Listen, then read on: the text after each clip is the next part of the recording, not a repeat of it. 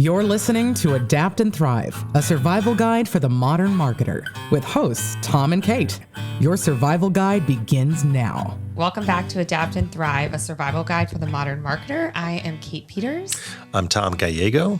And we have a special guest today. We're so excited. This is our first guest actually in studio. We've had quite a few awesome guests, but they've all dialed in remotely. So today we're joined by Mackenzie Rotson, who, if you want to introduce yourself, Mackenzie? Yes, I'm our Associate Paid Media Director. I'm looking way too much at the camera, but I'm very excited to be here today and talk about Amazon. We're excited to have you. So thank you for coming. And yeah, I mean, they always say that 3 is a crowd, and I think 3 is a party. 3 is a party.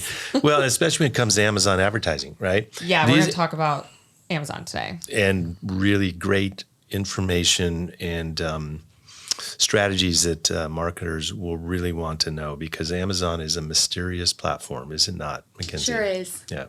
Yeah. All right.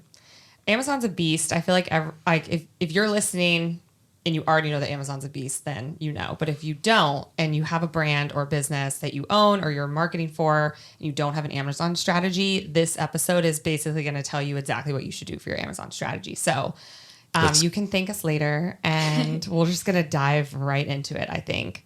Let's get going. Alrighty. So 8 strategies to implement for your Amazon marketing ASAP. Mackenzie, you are our resident Amazon expert. So that's why we brought you on, because Tom and I can talk about it all day, but we probably just talk about the recent things that we've ordered, which is I can do that too. Don't worry. My favorite thing to ask people when I meet them is like an icebreaker is like, what's the last thing you ordered on Amazon? Because you can tell so much about someone by That's a good question. I like that. Yeah. Okay. So the first strategy that we have is defining your target market and demo. So this one sounds relatively obvious for marketing. Like you always want to know your target audience. But my question for you is, what are the most important elements of a target demo? I'm sure, Tom, you could also add some notes to that. And does Amazon allow you to get as granular with your ads as like Facebook would? Like what is Amazon like when it comes to like targeting exactly who you want to target? It does, and it's actually a little different than some of the other platforms. So essentially, with Amazon, you can not only target people based on demographic and what they've purchased before, what they're interested in, what kind of hobbies and interests and age, gender, things like that, like you can on any other platform, but also you can target them based off of their previous shopping habits. So this is something that's a little different than other platforms, because basically, you can go on to Amazon and retarget people who purchase something similar. So if you're trying to sell a water bottle that is alkaline, then you can go through and target people who have purchased a different brand of alkaline water. So it's a little different than it is on other platforms, because on Facebook, you can only retarget people who have actually bought your product before, but on Amazon, you can retarget people who have bought similar products. So it allows you to really niche down and target the people that you're trying to reach. Interesting. Excellent. Last thing I purchased, it came yesterday, was a chipmunk hand puppet, a stuffed chipmunk hand puppet. Try and beat that, you guys. So if Feather hand puppet Manufacturers. I'm not going to even tell you why I got this thing. It's crazy. I don't know if I'm going to ask a lot of follow-up questions. It's a prop for a project we're doing. But anyways, yeah, I mean, I imagine I'm going to get stuffed animal ads now, right? You sure will. You're going to have a very interesting demographic now on Amazon. So, yeah. Yeah, because this sucker costs $35. Whew. If you Well, can I believe feel that. like too with how competitive Amazon is, like, and how there has to be a statistic that like for every one product, there's like 30 different versions. Totally. So it's like, I feel like that's a great feature of Amazon, because there are so many competitors to shop from that, like, that's such a benefit. Well, that's for the shopper, and that's the, User experience. quality service price model. Theirs is all about service, right? Because you get the stuff. It was supposed to be here on Thursday, my chipmunk, right? Has it arrived? It came yesterday. So now listen, that's a function of service. We love Amazon. It's the standard. It's the gold standard in shopping, right? Online shopping. So everything is measured against Amazon. And it's interesting because while that can be a great attribute for a shopper, multiple product parity and commoditization and all these products, right, that are very similar and you can make. It's tough if you're selling on Amazon, right, Mackenzie? I mean, because then branding becomes so important. Yeah, I know we're talking a bit about content later on in our conversation, so that's something that I definitely have some notes on to talk about. I think it is really important to be able to stand out as a product because there are so many options, and I think that's something that consumers are facing as a whole. We're just getting so many options of things to buy, brands to buy, so many choices that people are overwhelmed. And so we want to make sure that we're positioning our brands in a way that sets them apart and makes them the obvious choice for the consumer. That's so important. And I'm going to comment on this, Kate, because we see when new clients come to us for Amazon shopping, we see that's the biggest area that they need help with is in branding. They haven't really figured it out. They haven't paid attention to it. There's like, oh, we're on Amazon. Let's just sell stuff, right? But we notice that branding becomes a key element of conversions, and they're really behind the curve on that. So we try and catch them up, and we try and make them aware of it. We have a new client coming on next year where branding is a key component because what they sell is being sold by a lot of different customers and brands. Branding is really important in this category, this product space, but also they're at a high price point, so they have to really justify this price point, right? So. Yeah, Exactly. I think branding gets labeled as kind of a nice to have a lot of the time, but I think in reality, it's much more tied to conversions than consumers and businesses realize a lot of the time. So I think that while oftentimes the idea is just kind of to get a conversion, branding is a big part of that, especially on Amazon because, and that's when we'll get into reviews, into content, into things like that. But all of these are branding elements that can really help you to sell your product on Amazon specifically.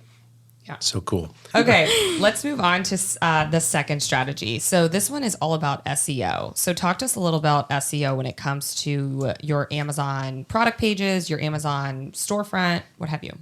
So SEO is one of those buzzwords that everyone knows they should be doing, but they don't know exactly what it is a lot of the time or how it applies to a lot of the different platforms. So one thing I like to say a lot is that YouTube is the biggest search engine after Google because people are searching for content there. And so when you're creating YouTube content, for example, you want to make sure that it's SEO optimized and that people are searching for your content and finding it. And it's the same on Amazon. So on Amazon, people are searching for the products they're looking for, and you want to do a lot of keyword research and make sure that you're really optimizing your pages so that when someone searches for the product that you provide, it's showing up in a timely manner. It's popping up to that top of the page. And also, Amazon is finding it relevant to consumers because the more they click on the page, the more Amazon will show it to people. So that's kind of a really important aspect of Amazon marketing. Interesting.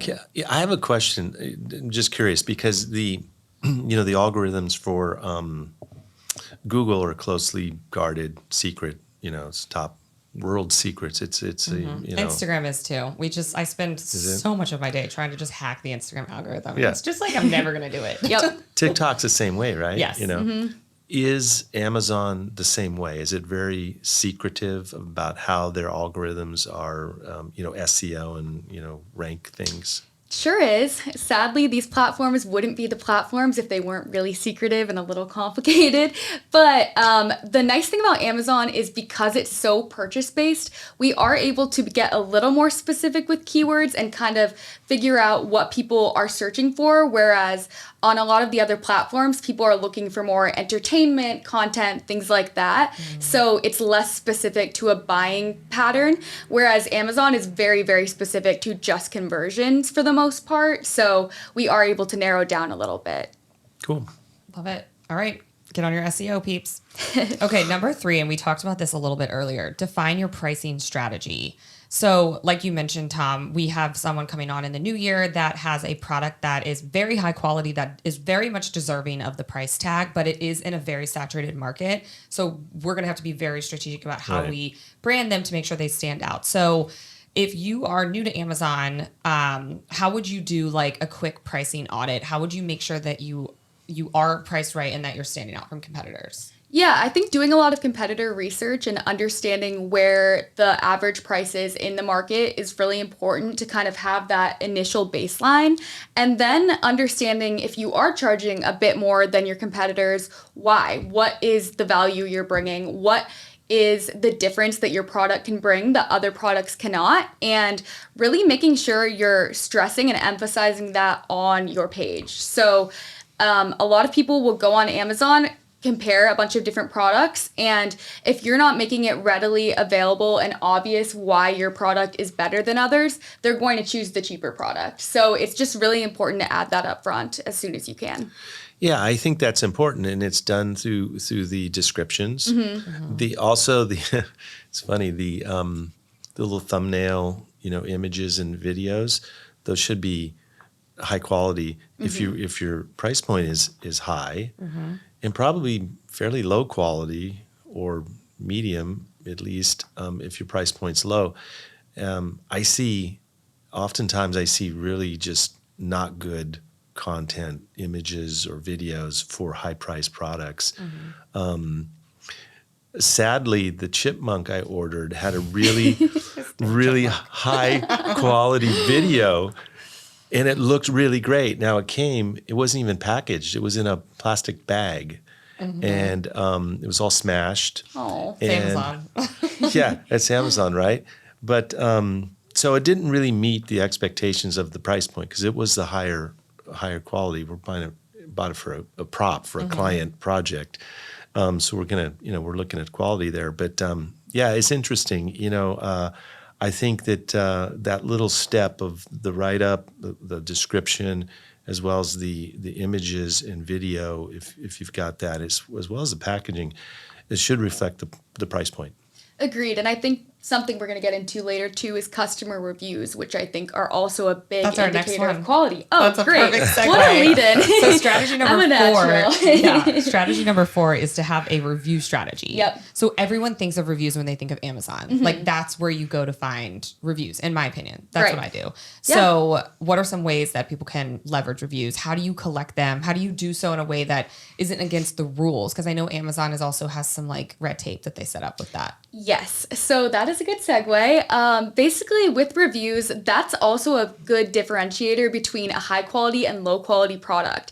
Personally, when I'm on Amazon and I'm looking through a couple products and trying to decide what to do, I will look at reviews, and even if a product is a little more expensive, if the reviews are all saying worth the price, it was great, would buy it again, and the cheaper product is saying do not buy this, waste of money, I'm going to buy the more expensive product. So reviews are extremely important on Amazon, also for your algorithm, so that Amazon shows your content and you're proving that you're relevant and satisfactory to consumers. So Amazon does not allow you to pay for or incentivize reviews. And that's kind of for obvious reasons, because if they did, then large companies could just pay a ton of money, have a bunch of reviews out there, and it would be very skewed. So instead, they want honest feedback from your clients. So we really recommend once you have a product that you feel really comfortable and confident about, sending follow-ups after someone has received that product and asking them to simply write about their experience. And if you're confident in the quality of what you've put out, then hopefully they'll also be happy with the product that they've received. And if they're not, that's also a good indication that maybe the way you're advertising it is incorrect, or maybe the way you're promising or selling it is incorrect. So I think that provides really good feedback for you either way. Yeah, those are good points. Really good points. Kind of goes back to that product description too. And if you're positioning as a premium item, but it's really not. The price point's low, and then people have consumers sometimes have expectations that are a little out of whack. So they'll buy it at this low price point, maybe you undercut the market, and they get it in because they think it's premium and it's not. Then they're going to hammer you on reviews, right? I see that. Yeah, Definitely. a lot. Even something as simple as like adding if you're selling a mirror, like make sure you have all the different dimensions like very clearly outlined, or else people are gonna. Yeah. Because one thing with Amazon is people always like it's so small. It came and it's so small. Like like it's like mini versions of everything. Like My chipmunk. yeah, It was exactly. so Like your tiny. chipmunk's so small. Like Right. that you wouldn't have to leave that review if you had better expectations that you got from the description. Right. Yeah. Quick thing before we segue. A couple ways to get reviews is, like you had mentioned, follow up with your customers, send them an email, thank them for their purchase, put a little printout mailer in the package itself with like a QR code, put a QR code on the actual product. So if you're selling like lotion, put a little QR code on the back that's like, leave us a review on Amazon, whatever. There's a bunch of clever ways that you can do it. So just leverage anywhere you can to drive people to Amazon to leave a review. Cool. Number 5. We also kind of touched on this one earlier. This is about product images. So not just images too. I know that obviously you have to have a nice image that's going to grab someone's attention from a catalog. But my question for you is there other type of content? Obviously having a high-res image is important, but is there other types of ways you can leverage content on your product page or your Amazon storefront? Like UGC, for example, we've seen people add like TikToks to their Amazon storefront. So what does that kind of look like to you? Yeah, I think it's about telling the story of your brand and letting people know what the difference is, like we had talked about. I think that when I start with a new client, a question I really like to ask is what sets you apart from other competitors in your industry? Because it's really interesting to see what they perceive as their difference and also what they can offer and why they did create this product and what need they're trying to fill that isn't already being filled in this market. So I think that that's kind of what we're trying to also convey when we put content on an Amazon page.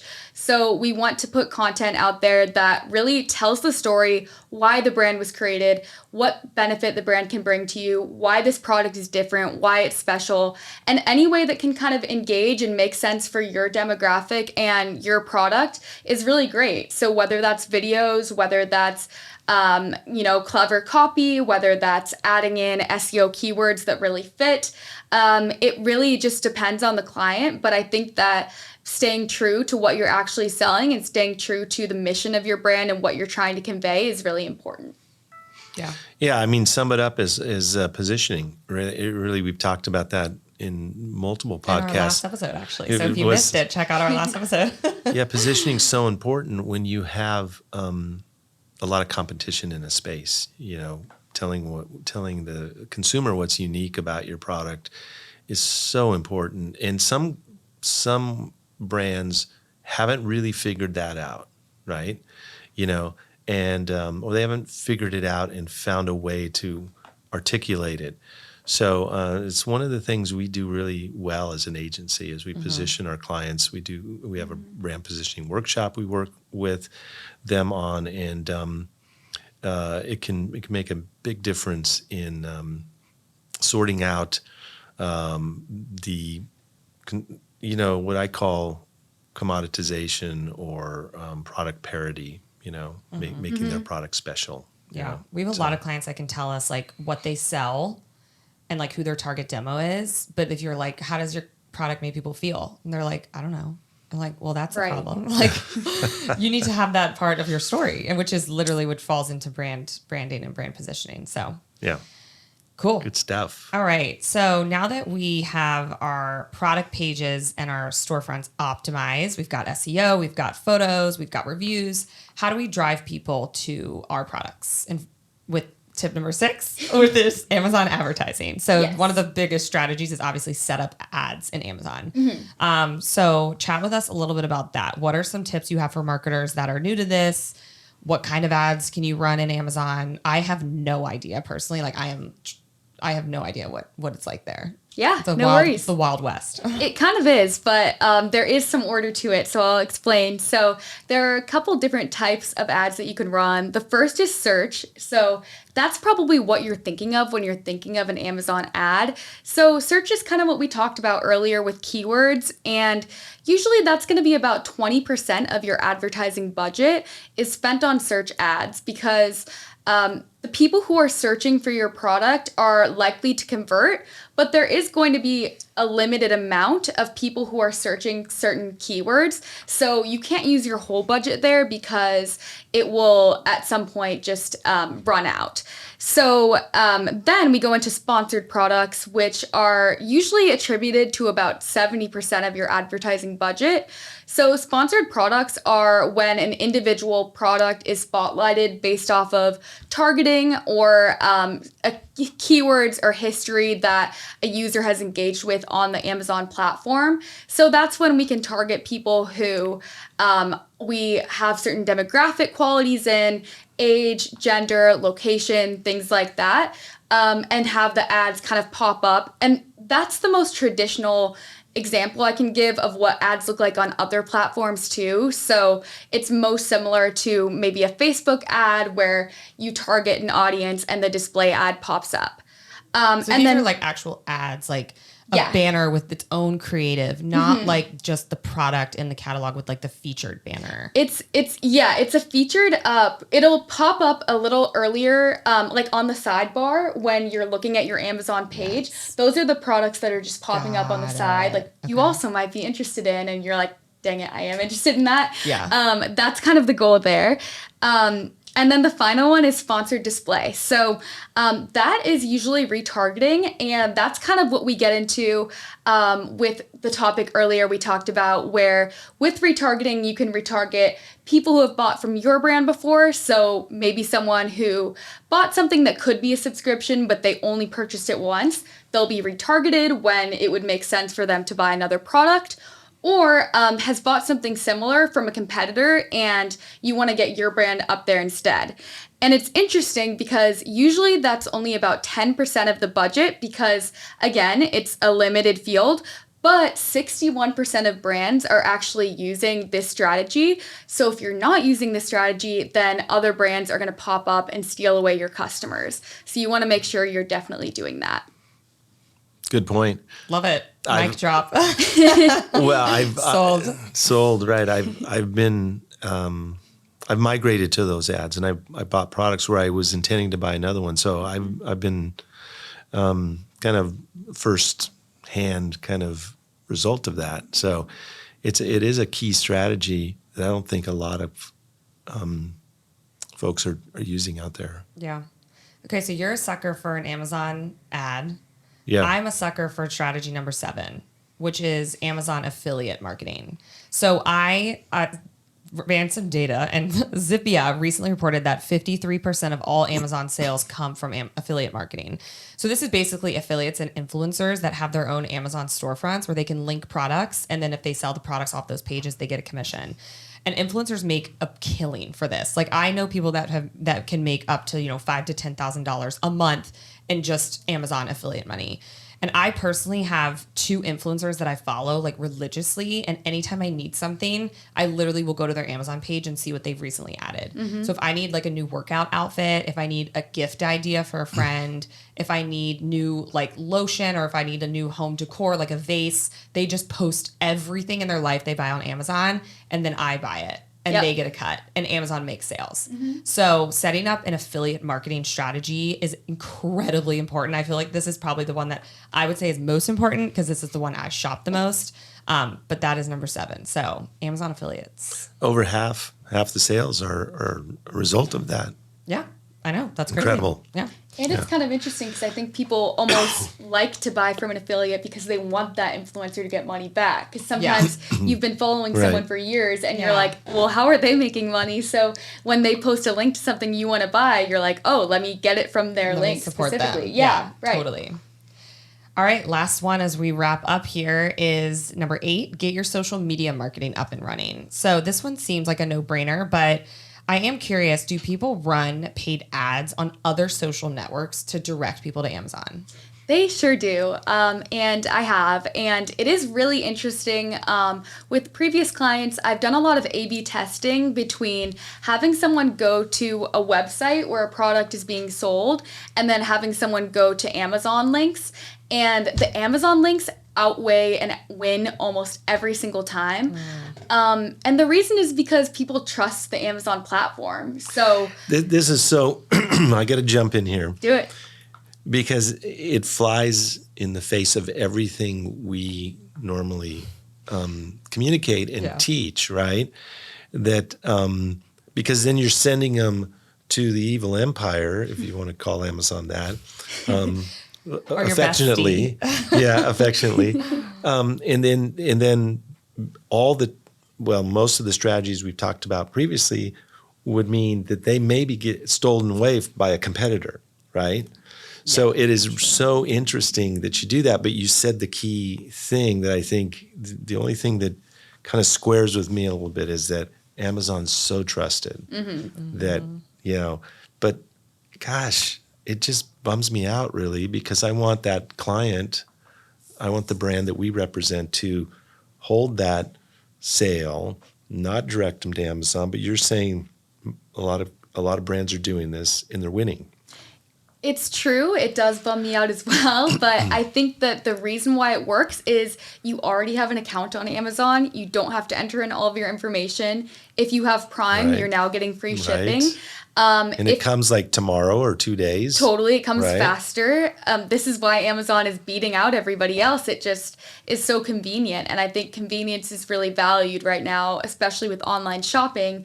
And then also the fact that you trust the Amazon platform. You probably have purchased things from there before, whereas if you're getting targeted with a cold ad of a brand you don't know, you're much less likely to go in, enter all your information, put in your address, your credit card, things like that, than just to go to Amazon where you already have that all stored and you trust it, and then just check out and get free shipping. So it's a no-brainer a lot of the time. So Mackenzie, comment... You too, Kate, because you're smarter than me too. I'm like the dumbest guy in the room right now. But, and I made that comment, evil empire, earlier, and I hope, Jeff Bezos doesn't call me up. But you're not, as a brand, you have no access to any of that data or information if a customer buys it on Amazon. You are completely shut out from that data, where if they bought it on your platform, your e-commerce platform, you would have all that data. But when it comes down to just conversion, Amazon's going to win, right? And that's the thing that kind of bums me out, that the lifetime value of that customer is severely limited, I think, because they're in the Amazon platform where they can choose from anything at any time. And if they ever go repurchase, they're susceptible to a lot of these tactics we've looked at earlier. Rather than you kind of owning that relationship with the customer on your platform. So just like you to comment on that, aspect of Amazon. Yeah, it's kind of a double-edged sword. I think that in some regards, completely, I think that purchasing from a brand site itself does create affinity for the brand, loyalty to the brand, things like that. However, I think on Amazon, there are certain benefits. One being that you can easily set up subscriptions. So that is a way that you can kind of recurringly get these same products. And I know I've done that before for things that I know I'm just going to want every month. If it's like a lotion or a detergent or something like that I'm going to just keep using, I'll just set up these to go out. And if those can go out automatically and the customer doesn't even have to choose that every month, that's a win for the consumer. Additionally, there is some tracking that can be done as far as conversion tracking on Amazon. It's not quite as in-depth as you can do on your own site, but if you're running ads, there is a DSP and a background platform that you can track some of the conversions from and some of the data and demographics and things like that. So all is not lost on Amazon when it comes to tracking and retaining customers. That's good to know. Yeah, I didn't know it was that available. I didn't either. Yeah. You're teaching us so much. I I'm know. glad. Well, thank you, Mackenzie, for coming on with us. I feel like this was so helpful. If I ever have my own brand, I'll be sure to call you. I got you. You're just going to walk around the corner to her desk. Yes. Hey, girl. I'm going to start making chipmunks. Yeah. There's obviously a A demand. market. Absolutely. And just let everybody know out there that Mackenzie is a valued member of our team. And she really runs such a great department for us that really delivers great KPIs for our clients and brands. So Thank thanks, you. Mackenzie. So call us if you need anything. Yep. Give us a call. I appreciate it, everyone. Thank you. Awesome. Well, thanks for listening to this episode of Adapt and Thrive. Tom, Thanks, everybody. Catch you next time. have a good one. Thanks for listening to this episode of Adapt and Thrive, a survival guide for the modern marketer. If you liked what you've heard, subscribe and drop a comment on what topics you'd like to hear in future episodes. Good luck out there, marketers. Until next time.